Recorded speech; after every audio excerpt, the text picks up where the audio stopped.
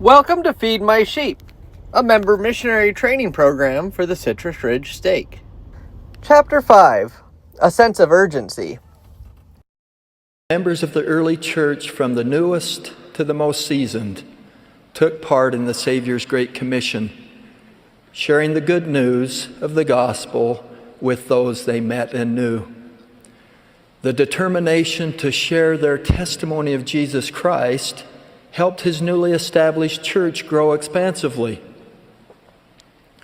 We too, as Christ's disciples, are invited to heed his commission today, as if we were there on that mountain in Galilee when he first proclaimed it.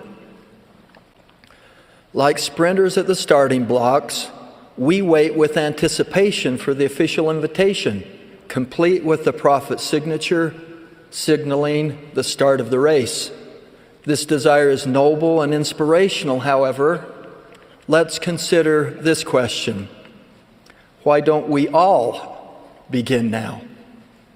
You might ask, how can I be a missionary without a name badge? Or we tell ourselves, the full-time missionaries are set apart to do this work. I'd like to help, but perhaps later when life has calmed down a bit.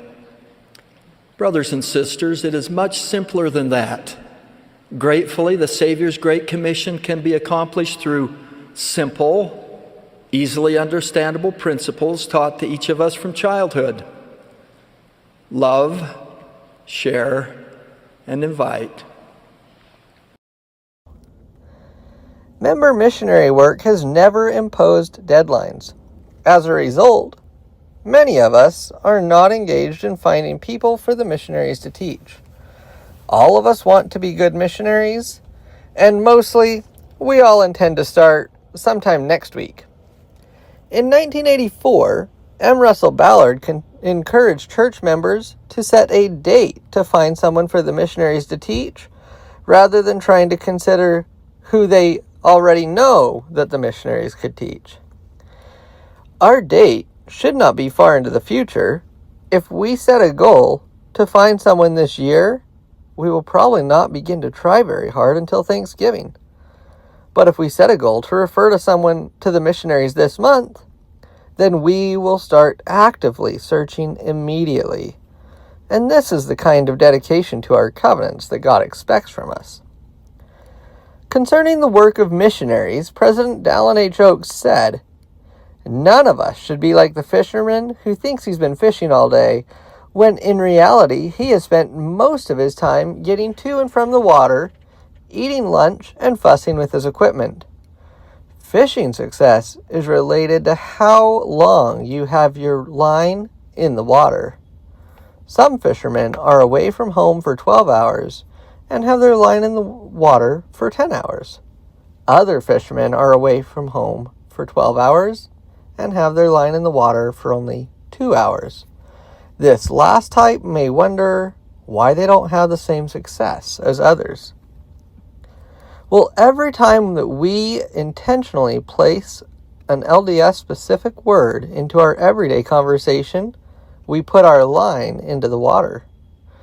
Others may not always take the bait, but if we do this regularly, we will find that many people will feel comfortable asking us questions about the church, and we will be able to share the gospel in a normal and natural way.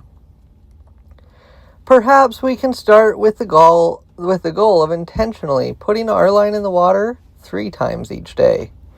Each time we do this, we can reflect on the resurrected Lord's instruction to Peter when he asked, "Do you love me?" Then replied, "Feed my sheep."